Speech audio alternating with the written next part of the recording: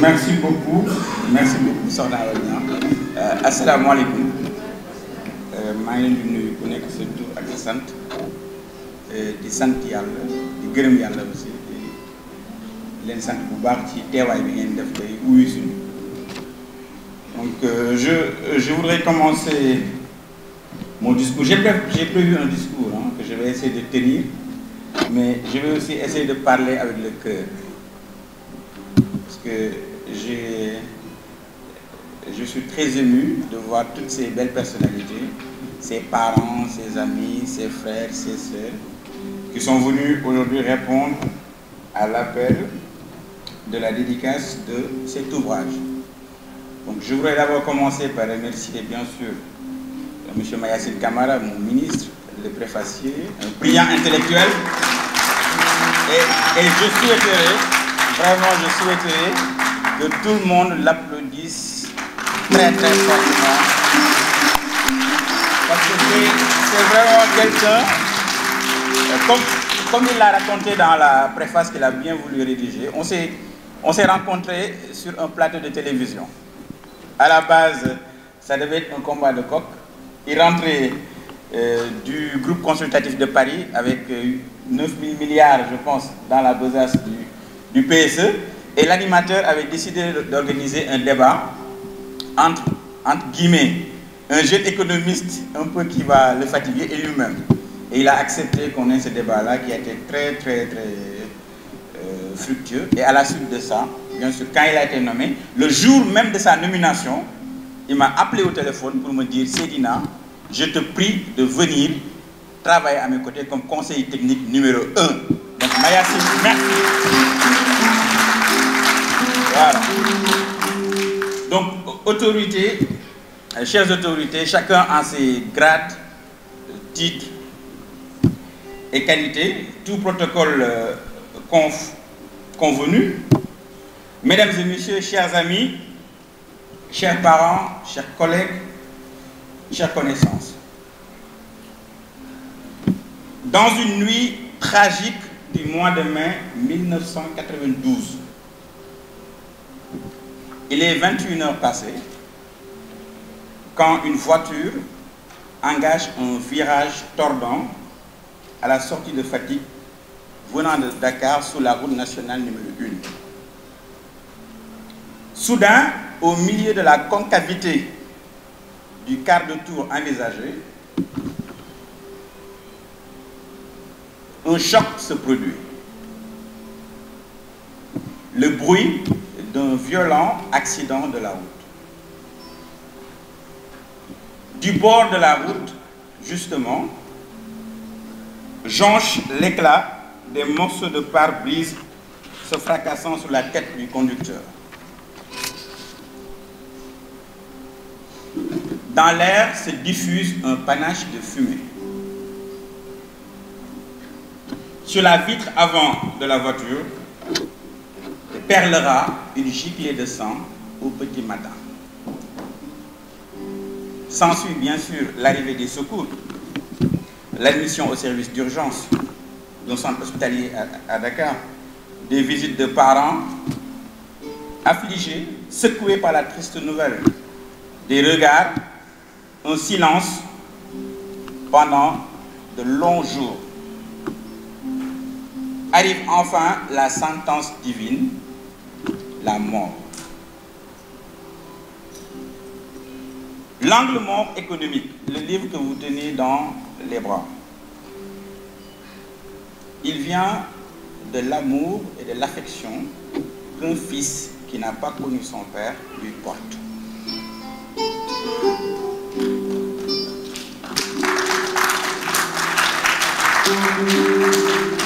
Ce livre, il raconte une histoire. En dehors du caractère scientifique, économiste, etc., c'est l'histoire d'un fils pour son père. C'est une catharsis, disent les psychologues. C'est une libération affective, le témoignage d'un amour pour un père qu'on n'a pas connu décédé, mais dont les témoignages nous disent sa dignité, son humanisme, son sens familial Et bref, le plus bel héritage qu'il ait laissé à sa famille, une bonne éducation. Et je remercie tous mes frères et sœurs, en commençant bien sûr par le Premier ministre Souleymane Ndéné Ndiaye, mon père de substitution, jusqu'au dernier né, mon jeune frère, non moins ami, Abdul Aziz Ndiaye. Monsieur le Premier ministre Souleymane Ndéné Ndiaye, père de substitution, qui aime bien m'appeler ex-mathématicien et non ancien mathématicien. Parce qu'il est un peu frustré que je n'eusse pas poursuivi une carrière de mathématicien. Donc, Souleymane Ndéné Ndiaye nous a biberonné, nos frères et sœurs, mes frères et sœurs, dans un certain socle de valeurs qui m'ont très tôt initié à la terre et aux morts. Comme disait Maurice Barrès. Je pense que dans son témoignage, il a une anecdote très drôle qu'il raconte souvent à satiété. Un jour, quand on s'est rendu à un cimetière pour rendre visite à mon papa qui est justement enterré à Guinguinéo, et il a une anecdote peut-être qu'il va raconter après. Il le raconte avec beaucoup plus de talent que moi, donc je le lui laisse. Alors, donc, mon papa est décédé de cet accident de la route et il est enterré à Guinguinéo. Et bien sûr, avec le socle de valeurs qu'on a reçu, et avec l'attachement à la terre et aux morts, qui font le ciment même de la civilisation, pour ne pas aller très loin, et ne pas paraître pédant aussi. Donc lors de ces visites, j'ai été frappé à chaque fois que je vais à Guinguinéo, souvent avec mon ami Alpha-Si, que je salue ici, par une image, une impression de vie socio-économique balafrée, ralentie, suspendue, un sentiment de vacuité sidérale de Guinguinéo. Malgré le dynamisme d'une petite bourgade située à la lisière des anciens royaumes du Saloum et du Sine, mon œil attentif d'expert ferroviaire m'a permis de sentir quelque chose qui manquait. Et bien sûr, j'ai interrogé des gens, des connaissances, des amis pour comprendre. Et leur réponse a été unanime. Le plongeon de la belle ville de Guinguinéo a été consécutif à l'arrêt du chemin de fer. Et en bon intellectuel, ça a été un déclic pour justement enquêter sur l'histoire du chemin de fer. Et c'est ça qui a été l'objet de ce livre. Mesdames et messieurs, j'ai voulu comprendre et j'ai enquêté pendant 4 ans sur le déclin ferroviaire, sur cet incroyable échec industriel. J'y reviendrai après avec des chiffres.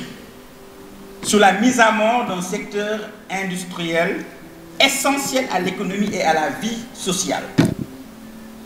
Depuis les premières pioches du Dakar-Niger en 1880 jusqu'au récent projet du train express régional. J'ai récupéré des informations, j'ai consulté des archives, j'ai interrogé des histoires, des témoins de l'histoire, des mémoires vives de cette belle épopée, des cheminots talentueux à qui je veux tous rendre hommage. Depuis Aïdine Fall, avec la grève des cheminots, à tous les brillants ingénieurs ferroviaires qui m'ont tous ouvert leurs mémoires et leurs archives. Et je veux saluer ici, en leur présence, M. Joseph Gadibert Sambou, brillant esprit et généreux âme. Donc, la première partie du livre traite de cette histoire-là. Et je la commence par l'anecdote qui a été racontée par un chambellan de Mame Abdul Aziz Dabakh Mali. Parce qu'en 1996, sous les coups de boutoir des bailleurs de fonds, il y avait une conditionnalité de 36 milliards que ces 10 bailleurs de fonds avaient imposé à l'État, pour avoir justement ces 36 milliards à l'État du Sénégal, d'arrêter le trafic ferroviaire puisqu'il était devenu trop lourd et la subvention ne permettait pas de couvrir les charges.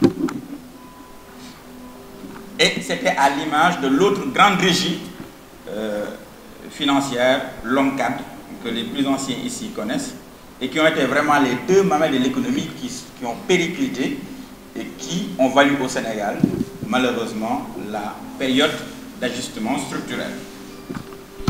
Alors, cette anecdote-là m'a été racontée quand les cheminots sont venus voir Seigneur Abdoulaye Dabakh Malick. Je vais dire ça en wolof. Maam Abdoulaye Dabakh Malick nit yàlla bi mais dana leen man de Dabakh saxaar bu Serigne Touba yéeg El Hadji Malick Sy yéeg ci man aw mu fitu arrêté ko.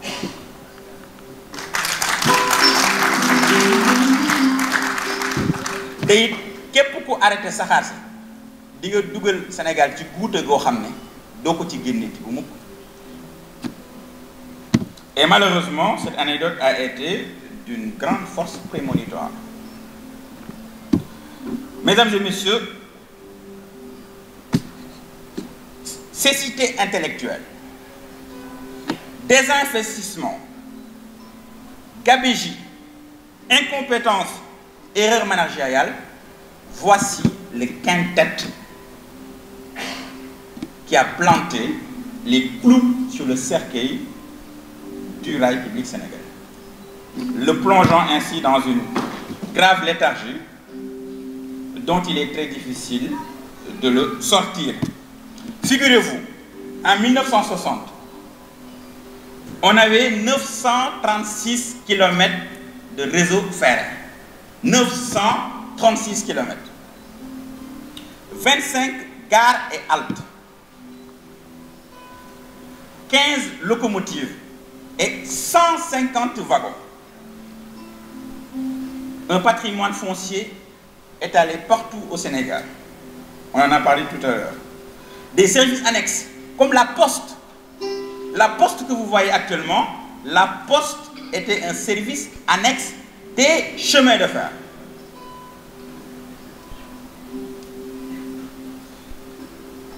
Des ateliers de maintenance à Thiès, à Guinguinéo, à Tambacounda complètent ce riche patrimoine ferroviaire qui donnait à l'époque au Sénégal une grande longueur d'avance sur ses voisins africains. Il y a lieu aussi de souligner la grande aventure de la construction de la ligne des chemins de fer Diourbel-Touba, où on a vu, peut-être pour la première fois au monde, une communauté à laquelle j'appartiens, qui a construit un chemin de fer pour un édifice religieux. Donc, et ça, c'est marqué d'une pierre blanche dans l'histoire du mouridisme, au panthéon du sacrifice sacerdotal de cette doctrine mouride. Et avec tout ça, malheureusement, on a tout raté et c'est parti de là à zéro. Maintenant, l'espoir est permis. Avec justement le vent de changement qui est en train de souffler au Sénégal. Et ce vent de changement-là, on le magnifie et on a bon espoir que les nouvelles autorités, justement avec les nouvelles autorités, que le chemin de fer va connaître son renouveau. Mais en toute humilité, je tiens à dire, parce qu'on m'a signalé qu'il y aurait apparemment quelques agents des renseignements généraux dans la salle. Mais je les rassure, mes nombreux marabouts disséminés un peu partout, comme Alpha, sauront influencer leur compte rendu, n'est-ce pas? Et je veux dire que, tout de suite, ce livre n'est pas un procès pour les régimes passés. Il n'est pas non plus un catalogue de leçons. Je ne cherche pas à donner des leçons.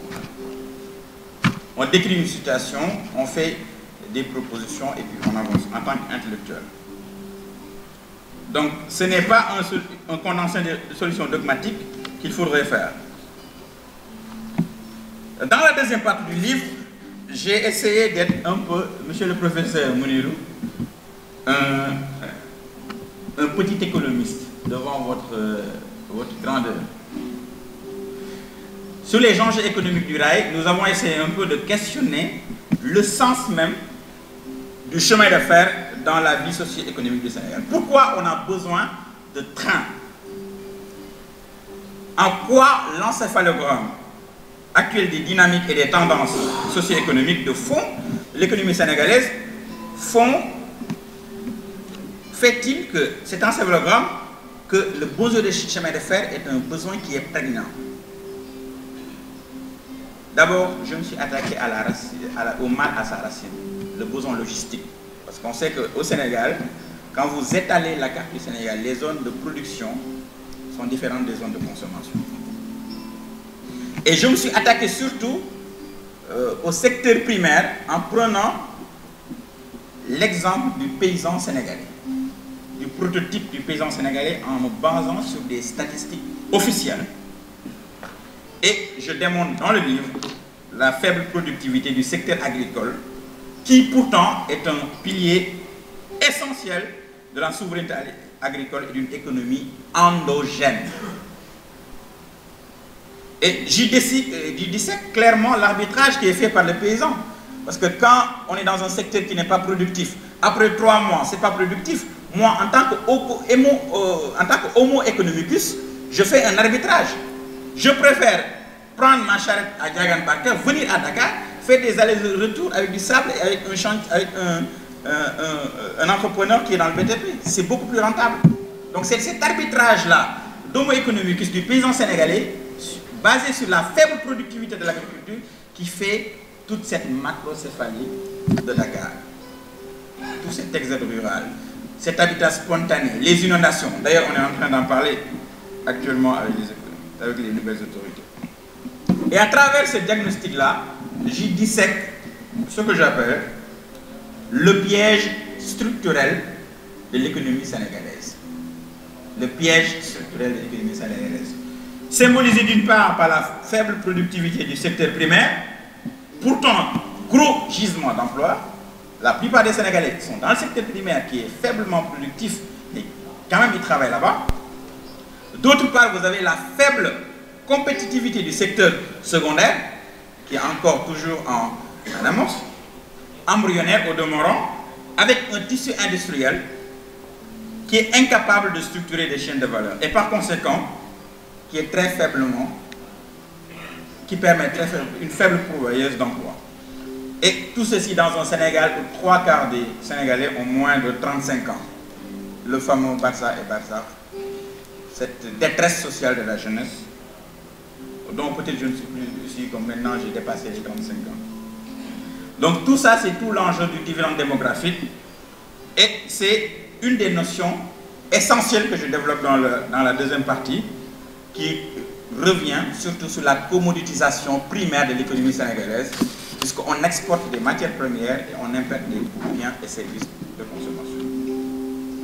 Je parle aussi dans cette deuxième partie de la croissance sans développement. De la croissance sans développement. Parce qu'une croissance essentiellement tirée par des services qui sont faiblement exportables est une croissance sans développement. C'est comme quand vous prenez un vélo de salle de sport, vous pédalez énormément, vous suivez certes, mais vous ne bougez pas. Et malheureusement, l'Afrique est dans un piège d'une croissance sans développement. Parce que c'est une croissance qui est essentiellement tirée par les infrastructures sur fond de financement étranger liés et ça ne profite pas à la population.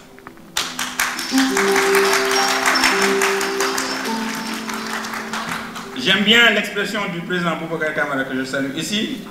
Souvent il parle de croissance roussitumou. Roussitumou. Voilà, donc cette deuxième partie, on parle entre autres de l'horloge démographique. Parce que vous savez qu'au Sénégal, dans 2 ans, il y aura 20 millions de Sénégalais. En 2035, mon cher Lansana Gagny Sakho, vous en parliez récemment, on sera 26 millions. Dans 10 ans. C'est un vrai sujet, un vrai enjeu économique.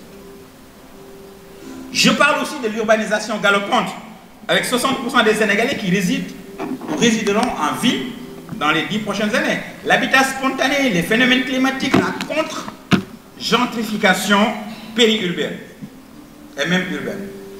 La contre-gentrification périurbaine et urbaine. Le fait que l'espace périurbain et même urbain sont en train de s'appauvrir énormément et c'est des phénomènes, c'est des conséquences économiques qu'on est en train de constater. Et c'était l'âme de fond. Hein. J'ai préféré dans cette seconde partie de faire un peu une plongée, de ne pas être en surface mais d'aller en profondeur pour disséquer les vrais mots de l'économie sénégalaise. Et enfin, je démontre aussi la martingale. C'est un terme mathématicien, hein, monsieur le Premier ministre. La martingale du chemin de fer en Afrique et en Afrique de l'Ouest, surtout dans le cadre de l'initiative sur la zone de libre-échange à l'échelle continentale, la ZLECAf. Donc cette deuxième partie concentre un peu la quintessence de la vision économique sur les vrais enjeux du rail, sa valeur, son utilité marginale. Monsieur le professeur Mounirou, et sur ses facteurs d'entraînement et ses externalités positives. Je vous épargne les chiffres. De toute façon, après, il y aura un échange, on pourra entrer dans le vif du sujet. Mesdames et messieurs, dans la dernière partie du livre, au-delà du diagnostic, j'ai voulu esquisser un certain nombre de solutions. Parce que, comme le dit Philippe Nérigaud, je n'aime pas trop les citations. Souvent, on s'attartine un discours quand on n'a pas grand-chose à dire. Et il y a un grand humoriste que j'aime beaucoup, Coluche, qui disait que la culture, c'est comme la confiture. Moins on en a, plus on l'étale. Philippe Nérigaud disait la critique est aisée, mais l'art est difficile. Donc, face à ce constat tristounet d'un effondrement du chemin de fer, face à des enjeux économiques, on a aussi essayé de préconiser certaines solutions qui, je précise, ne sont pas des expédients, ni des solutions dogmatiques ou bien des panacées.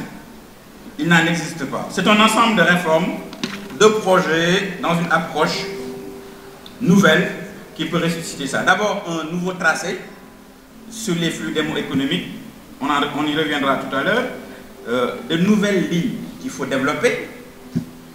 Ensuite, un pilotage institutionnel remodelé dans un ajournement organique avec la séparation de la gestion de l'infrastructure, de l'exploitation et de la régulation et surveillance. Le DG Samandia ici présent pourra confirmer ce pilotage institutionnel-là. Et tout ceci pour arriver à un respect des directives de l'UEMOA et des best pratiques de l'Union internationale du chemin de fer. Et enfin, pour cette solution-là, il y a aussi la partie des pistes et des sources de financement qu'on a pu explorer, et le professeur Mounirou Ndiaye en parle. Justement, pour la stratégie de revitalisation du rail au Sénégal, sur laquelle on a travaillé, c'est une politique nouvelle qui a été vraiment impulsée sous le leadership éclairé de M. le ministre Mayacine Camara et de Mme Khady Ndaw Diagne, qui était mon ancienne directrice de cabinet. Et ainsi, si on suit les solutions qu'on a déclinées, on peut renouveler 2000 km de rails, d'ouvrages d'art, d'infrastructures, de bâtiments, de gares et de voyages, à travers 7 grandes lignes, portées par 14 projets, où seront desservis 75% de la population sénégalaise. Ceci va créer 180 000 emplois directs durant la phase des travaux, et ça crée une formation brute en capital de plus de 200 milliards. Donc le chemin de fer est rentable et c'est extrêmement important pour le Sénégal. Mesdames et messieurs, je vais bientôt finir le speech qui a été peut-être un peu long et ennuyeux. Au cours de cette rédaction, je voudrais témoigner que j'ai, au contact des cheminots, vécu dans ma chair les sanglots longs des violons de l'automne, qui blessent les chemins, les cœurs des cheminots, d'une langueur monotone faite de salaires sans travail dans une profonde léthargie. Ce livre, au-delà de l'histoire, au-delà de l'économie, au-delà de tout, raconte surtout, et je voudrais surtout que tout le monde retienne ça, tout à l'heure le professeur l'a dit, le corps du Sénégal avec une colonne vertébrale. Je ne l'ai pas développé, c'est l'axe TG2-KT. C'était la colonne vertébrale du Sénégal. C'est Thiès, Gossas, Guinguinéo, Kaffrine, Koungheul, Tamba. Et avec l'arrêt du chemin de fer, on a brisé la colonne vertébrale du Sénégal. Et depuis lors, macrocéphalie de Dakar, pauvreté, croissance sans développement, habitat spontané et toutes les conséquences, on les connaît tous. Je ne saurais terminer mon allocution sans remercier, bien sûr, la formidable équipe qui m'a accompagné pour réussir cette belle cérémonie. Je veux nommer Madame Diaté Diouf Ndao, ma sœur, ici présente. Mon frère, mon ami, mon condisciple Ibrahim Assam. Monsieur Ababakar Sek et ses ravissantes hôtesses. Elhaj Kamara pour le protocole. Mon assistante personnelle et ma nièce, Madame Traoré, Feyo. Mon ami, mon frère, Tamsir Ndiaye, ici présent, artisan, infatigable de la réussite de cet événement. Madame Pendedian, ma conseillère, brillante politiste de Sciences Po. Bref, tout le monde, je remercie vraiment tout le monde pour la réussite de cet événement. Maintenant, Jean-Paul Lourd, oui, bien sûr, Jean-Paul Lourd est brillant. C'est une très très belle voix. Je remercie tout le monde du fond du cœur. Maintenant, alors, la dernière personne que je voudrais remercier sincèrement, et j'aimerais que tout le monde lui fasse après une standing ovation, c'est mon incroyable et tendre et ravissante épouse, Koumba Sawang.